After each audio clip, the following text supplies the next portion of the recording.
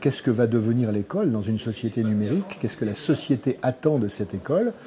Quelles sont les missions qu'on lui confie? Et ça change. On voit que l'école n'est pas simplement un lieu de transmission du savoir, et donc l'enseignant ne peut pas être simplement un transmetteur de savoir. L'école a d'autres missions.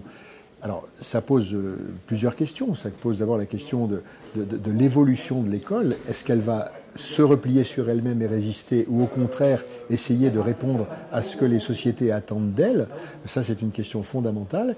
Et puis ensuite, quel rôle essentiel reste à l'enseignant avec le numérique? Moi, je suis de ceux qui sont convaincus que plus il y a du numérique, plus on a besoin des enseignants, en quelque sorte. Mais dans des missions qui sont en train de se préciser autour du cœur du vrai métier d'enseignant, si je puis dire. C'est qu'on le voit bien, il y a des quantités d'enseignants qui, dans le cadre scolaire d'aujourd'hui, font des choses extrêmement intéressantes, innovent, créent des dispositifs pédagogiques utilisant le numérique de manière tout à fait intéressante. Ça existe. Simplement, ça ne suffit pas à institutionnaliser les choses. Il va falloir aussi que le système éducatif ne se contente pas de juxtaposer les expérimentations, mais accepte de se transformer institutionnellement, accepte de modifier ses hiérarchies, accepte de modifier ses organisations.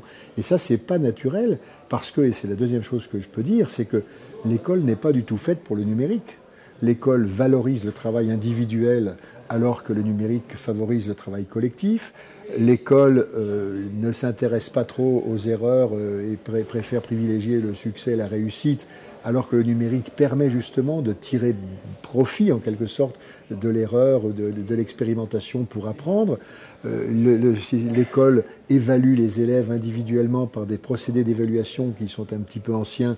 Le numérique développe des possibilités d'évaluation tout à fait nouvelles.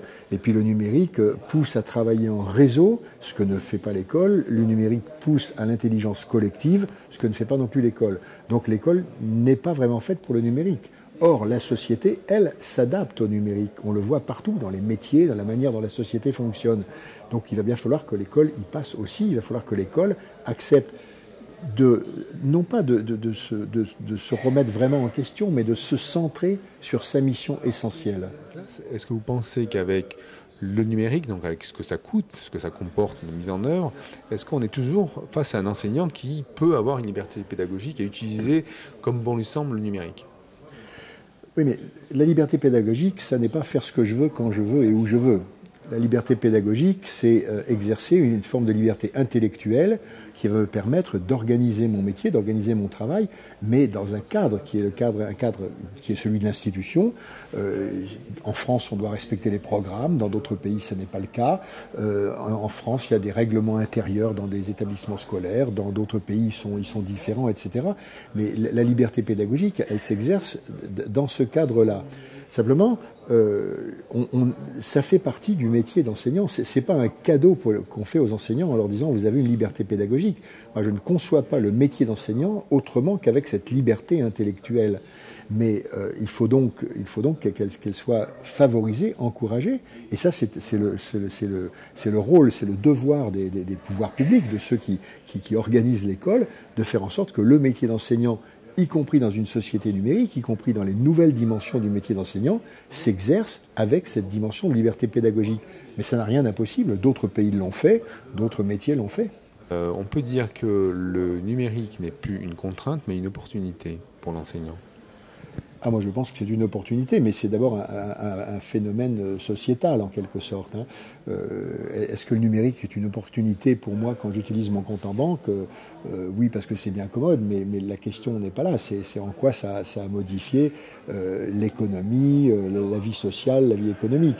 Dans l'éducation, c'est un petit peu la même chose. L'éducation doit préparer le citoyen de demain, l'être humain de demain, et pas simplement numériser l'être humain d'hier. Il faut le préparer à des compétences, à des savoirs qui ne seront pas les mêmes que les savoirs et les compétences du siècle dernier.